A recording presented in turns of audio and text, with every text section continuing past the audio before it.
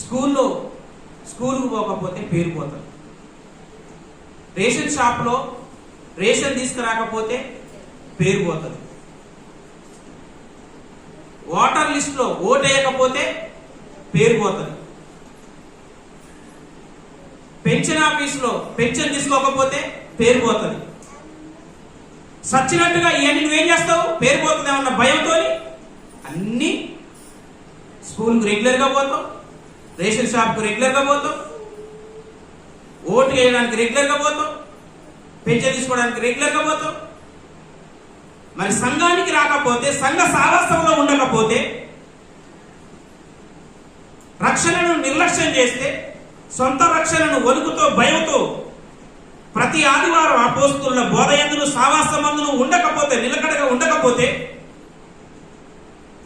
పరలోకంలో దేవుడు రాస్తున్న జీవ గ్రంథంలోని నీ పేరు తుడిచివేయబడుతుందని, కొట్టివేయబడుతుందన్న భయం నీకు ఉండదా?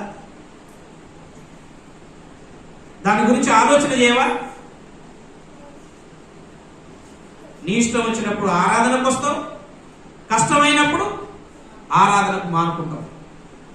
అంటే భూమి మీద ఉన్న ఈ పథకాలలో పేర్లు పోతాయంటే ఎంతో భయం ఉంటుంది.